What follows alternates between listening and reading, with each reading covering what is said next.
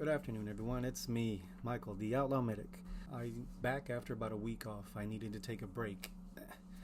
I was completely exhausted. I wasn't sleeping, and I was just super freaking tired, man. I was getting very pissy and was starting to feel like I was depressed because I could not rest. And it threw me off of what my normal routine is to help me just to stay functioning. I wasn't able to work out like I wanted to. I wasn't able to do a lot of things. So I take a break, try and find my pace and regroup. I think over the last 2 days, I've kind of normalized a little bit more. I've gotten some more sleep, and I've been able to train a little bit more the way I want to. So that was good. But we're going to talk about today is when I'm talking about protecting your body, protecting yourself, being prepared. In EMS, according to the Drexel University of School of Public Health in 2016, they did a study. EMS personnel are 14 times more likely to be assaulted while on duty. Males are 12 times more likely to be assaulted, and females are 9 times more likely to be assaulted. Interestingly, the females are more likely to be violently assaulted while on the job than males, than their male counterparts. Something to keep in mind. Now, this study was done in 2016, but we're in 2019 now, going into 2020, and the world has taken a turn for the worse as far as I'm concerned, especially with violence. If you look everywhere on TV, on the media, you see violence everywhere. Mass shootings, assaults, just things happening everywhere you go. As a first responder, you are in the mix. You're always going to be in the mix when you're there to save lives. Sometimes you have to go into the chaos to save lives. And you don't always have, the protection of law enforcement, scene safety. You don't always have that. So it can be a bit of a burden sometimes. Sometimes when you go on scenes, dispatch doesn't give you as much information as you would like. Sometimes you go into, a lot of times you go into onto scenes where you have no idea what you're walking into. The yard is very dark.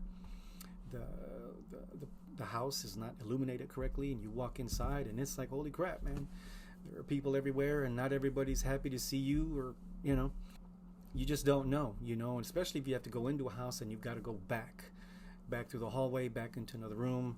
Things can happen. The further in you go into a building, it's my opinion, the further in you go into a building, the more likely you are to be in a shit show if it goes that way. You lose the advantage because your opportunity to egress out of a building, it's reduced, it's minimized, so you have to keep that in mind. One of the things that I think that should change now in EMS, as far as EMT school, paramedic schools, I think they should implement big time combatives training, and I don't think that they do. I haven't been in any school in a long time, so I don't know what it's like now, but I haven't heard from new EMTs that I worked with that they did. I think that's something that they should. If you make it something that the law enforcement officers have to do, I think it's something that all first responders should have to do. Fire, EMS, especially EMS. A lot of times in EMS, when we would go on calls, we didn't have any kind of assistance. I didn't have LEs there. I didn't have fire there. A lot of times it was just me and my partner. For me, a lot of times I had female partners, and they were tiny. I'm 5'7", 180 pounds, soaking wet. Most of my female partners were shorter than me and weighed a lot less. So can you imagine both of us having to deal with one person who doesn't want to cooperate, who wants to get violent, who wants to hurt us despite our efforts to try and save them? It makes it very difficult. So for me, when I was in those type of encounters and I had a female, I had to do a lot of talking. I had to try and work on my de-escalation skills big time, because what can a female do, especially if they're not trained, especially if that in their mindset, they don't have the mindset that they're prepared to get down and dirty. They're prepared to get down and get violent right back to defend themselves or me.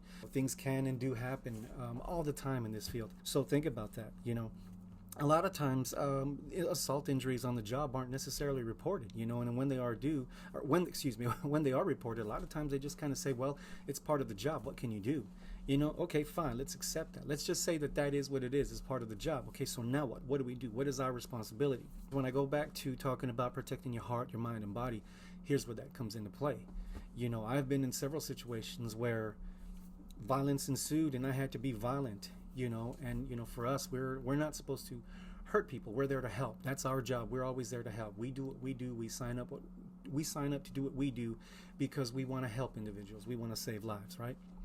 Sometimes those people want to test us and certainly their families do. And I think some of y'all that have been on calls with me before, um, one in particular, there was an overdose, and it was in Geronimo Village back in 2009 here in San Antonio, Texas. There was a guy who overdosed. I think he was laying on top of a pool table in the backyard, and he had overdosed on something. And then he had his little Snoop Dogg wannabe friends there, and one of them in particular was becoming very aggressive and threatening us. And we had myself, my partner, I think we had one fire truck on scene helping us out, but I think at that point we were still kind of outnumbered, the amount of people there outside and family members inside. And it was one of those things where we were trying to help this guy, but there's one guy there, just kept being aggressive and threatening, getting to the point where he's like, if this guy dies, if you can't save him and he dies, you better watch. The way he was approaching it was, if this guy didn't make it, he was going to make us pay. Now, I do have an ego sometimes, when I'm on scene, and that was that switch for me, that my ego was struck, and I really wanted to engage this man physically. I really wanted to hurt him. I wanted to take him out of the equation, but my spidey senses tingling told me, hey dude, listen, if you get into it with him, you're going to get into it with all of them. The guys outside and people inside, and you don't know what the people inside are willing to do or what they have. So this is one of those, check your ego and do what you can. So that de-escalation came in, and we were like, man, don't get me wrong, I wanted to go toe to toe with him, and I was very well prepared to. But were my crew members, were my counterparts, were my fire guys there, were they willing to? My partner, was he ready to? Those things happen. And thankfully, LE's got there, and they chin checked that guy real quick. And then, once LE got there, his whole attitude changed, especially when he was in cuffs and he got kind of rammed up hard against the car and put in the back. We were able to take care of the gentleman and get him to the hospital. But again, there's certain times where de-escalation training and that type of environment, that's what you're going to have to do. And there are other times when you're not going to have that opportunity, where you're going to have to strike, and you're going to have to probably strike first. And I say that because, again, if you get hit, you're already behind the curve. You're already behind the timing, and you're already on the losing end of a fight. So you've got to overcome that. And if it's more than one person, and again, if you have a female partner and she's not prepared to fight, what's going to happen? If it's just you two, and most of the time it is, you have to consider that. So that's why I think combatives training in EMS as part of the course is something that definitely should be implemented. It really should. I think all EMS across the board should wear a vest, should be assigned a vest, or be allowed to purchase a vest of their own. I have one. I said, screw that, I'm not going to wait. Given all the experiences that I've had in my career, I'm not going to be caught without one anymore. In 2014, I was given one. I used it, and then I got another one, so I have a vest. I keep it with me at all times, when I'm on EMS stuff. Actually, when I was doing EMS stuff, but I still have it with me, and it's definitely ready to rock and roll if I need it to be. So, but going back to those combatives, it's something that I think is essential. I've worked over the years with many different types of EMTs and other paramedics, and I'd say a lot of the times, 80% of the time, they are not trained or prepared for violence when it happens. Now, don't get me wrong, it's not to say that they won't do what needs to be done, but they're not prepared. And a lot of times, just because here in South Texas where I live, there are a lot of overweight EMTs and paramedics. They just, I'm sorry guys, if you're one of those, I'm not talking shit, it is what it is. Put the tacos down, get in the gym, get it right. I actually think, we owe it to ourselves to be lifesavers, to be fit. But in their case, most of the time it's their size that gives them the advantage, because they can be intimidating with their size. Also, if you have to take someone down, they can use their weight to defend, or to at least control them for that minute. But again, that's one time, you take them down, then what? What if they've got friends? What if they've got backup? So that comes into play. So I think combatives and that kind of training is very, very important. And it's, as far as I understand, it's not being done. We had an incident a couple of years back where we went in to, here's how the call went, and it was already a crap show from Jump Street. We had a 40-minute response time. We were the closest unit to them. We were 40 minutes away, running lights and sirens. And this lady had collapsed on the ground, and there was one volunteer fireman there on scene bagging. He put her on oxygen, and he was bagging her best he could. He ran out of oxygen. He even told us on the radio, hey, guess what? I'm out of O2, but she's bad, so we're here. I'm here. I've got no one else. That already had pissed off the family because they were standing there watching their family member struggling, holding on for dear life, and there's a fireman there by himself with no one else around.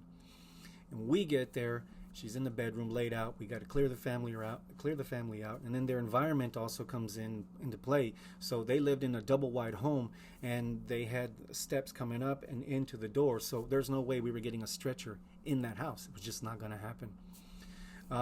We did what we could. We made it happen. So I get on scene. I'm trying to work to get this lady stable, trying to control her airway. And guys, you know, those of you that have been paramedics and all, you can't always control airways. You can't always get a secure airway. You can't tube. You can't do, no matter what. It just is fucking impossible. And that happened to me.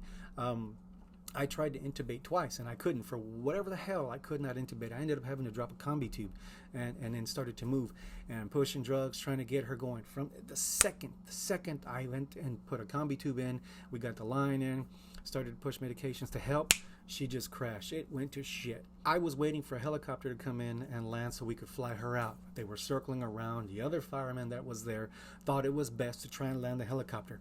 Big goddamn fucking mistake. So he chose to stay. The only other first responder that could help chose to stay to try and give the helicopter an LZ. He wasn't listening to me. I felt it was better to come to me. Anyway, so we start trying to move this patient, and I had to enlist the help of the family members who were there watching us, trying to save their mother. And they were becoming emotional. They were no longer scared. They were angry because they saw that no matter what I did, no matter what me and my partner did, shit wasn't going right. So I had to get them out of that holy fuck moment and say, you know what? I need you to help. I need you to help. We got to pick her up. We cocooned her. We put her on a sheet. We cocooned her, started moving her to the living room. And then I had to get everybody, their sons, their daughters, everybody to lift her up, get her up and over that staircase that was like this coming out the door, this way down the steps to get her onto the stretcher. And that took a lot. And then the doors aren't very big, and this was not a very tiny family either, so it was very hard for all of us to go quickly through a door. We finally got it done. We got this lady into the back of the ambulance, and we started to turn and burn. As we were getting to roll out, that volunteer firefighter showed up with the flight crew. So we had to stop. They got in the truck. By this time, we're pumping chest. We're running and gunning, trying to get to the helicopter, which is probably a quarter mile away from where we were. We're doing everything we can. In the end, the flight crew elected to call it and no longer continue attempts at life-saving measures. They made the call. They jumped on the truck. They had responsibility of the patient. They called their med control, and they elected to terminate life-saving procedures. Okay, cool. We basically stopped right by the helicopter, and that's where we're done. We were there about 5 minutes. They were doing everything they needed to do, got the information. They went to their helicopter and proceeded to get ready to go. We had to stay with the family member, with the patient in the back of the truck, and she had passed on. Another crew member, my former supervisor, showed up to the house and mentioned to the family members where we had gone to the landing zone, and they ended up coming. The helicopter had already taken off, and we were sitting there. One of the family members got out of the car. Actually, they were in a van. Got out of their van and said, okay, where'd y'all take my mom? That was a hard moment because at that point, we had one law enforcement officer on scene and my supervisor. And they showed up, and we had to tell them, like, look, she didn't make it. We didn't fly her off. She passed. She's in the back of our ambulance. That was a switch. There was no... Their form of grieving was to become violent and start to attack us. Myself and my partner, who they came after. They didn't go after my supervisor. They didn't go after the cop. They came after us because we, in their eyes, killed her. And that's pretty much how it went. So they were coming at us. We ended up, that was not a situation where we could sit there and fight. If we had to, I would have. But that most likely would have been a fight we would have lost. We would have lost. So we were able to, our supervisor told us, get in his vehicle. We left our ambulance on scene. We got in his vehicle, my partner and I, and the first responder, and we split. We literally, on the back roads of a county, split. We booked it down the road. And, we actually went to the county line because we were pretty close to the county line, and we staged ourselves there, and we waited. And we waited and waited and waited. They finally had more law enforcement show up on scene out there and to get under control and calm the family down, and got the family to go ahead and take off and let us do what we had to do. When it was safe, they brought us back. The patient was still deceased in the back of our ambulance. We had to wait for the justice of peace to get there and all this other stuff to go on, and it was a bitch, And it hurt me, and it hurt my partner. I broke down, believe it or not, afterwards, because we tried, man. I tried everything I could to save that lady. I did everything I could, and even including having to bring in the family members to help us out, to be a part of her rescue. And for all that to happen, and then they end up losing their mother after all. Fuck, it's violence. I guess that's what I would do probably. I'd probably lose my mind and want to start attacking people too. So it goes back, guys. You have to start thinking in terms of self-defense and training, because things like that can and do happen. What happens if you're in a situation where you don't have backup? It's you and your partner. So I took it upon myself, going on over the years, to continue to get back into martial arts and combatives training, and I did that more and more and more, and then also more so towards the end of my career in EMS. I was doing it constantly, to the point where I was training. Keep this in mind, guys. Not all departments want you trained in combatives, because it is a liability. Because if somebody decides to assault you and they get their ass kicked by you, they'll sue your company. Think about that for a second. You have the right to defend yourself, especially if you've got someone trying to assault you that you're trying to help, family members, whatever it is. But it's a liability. That to me means that it is more important for them to save their ass from a lawsuit than to make sure that you can save yours. That's the way I see it. I don't care anymore, guys. I honestly don't care about the PC mentality of any kind of department. If that's the kind of department they are, I'd rather not work for them. So I'm glad I don't have to deal with that anymore. I am pro self-defense, self-life preservation. So I train. I invite you all to train as well. If you guys are out of shape, get in shape. Change the dynamic, because we are one of the most unhealthy, if not the most unhealthy, in EMS. Take a look at your partners around you. When you go into the station, look at them. That's what you got. That's the one that's going to help save your life.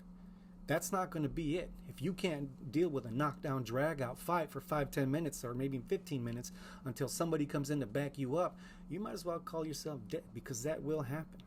I train, it's a part of my life. I train for violence. I'm not a badass, but I know that in this world and in this career, violence does and will happen, especially to you. So keep that in mind. I offer training all the time. People are more than welcome. Fellow EMTs are welcome to come train with me at any time. I don't charge. It's not a school. It's just what I do. I know what works for me. And I've been doing it long enough to know what I can do and what I can't do. But make no mistake, I'll do whatever the hell it takes for me to win an encounter.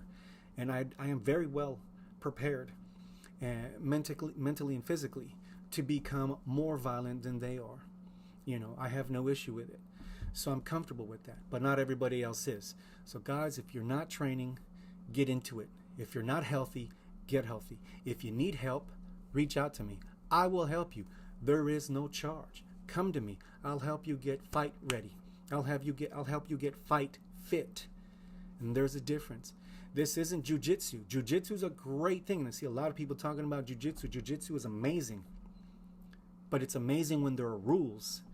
If you take somebody down and try and put him in a lock, and his buddy comes up from behind you with a blade and jacks you in the back of your head, jujitsu got you killed. You know what I'm saying? You have to be able to fight in all aspects. And if you're not cardio fit, you might as well not be there, because you're going to die. Anyways, guys, it's been great. Thank you so much for watching this video. I know it went longer than most, but watch it, share it. Please subscribe to my channel. If you guys need help, I can help you. Take care. Have an amazing day.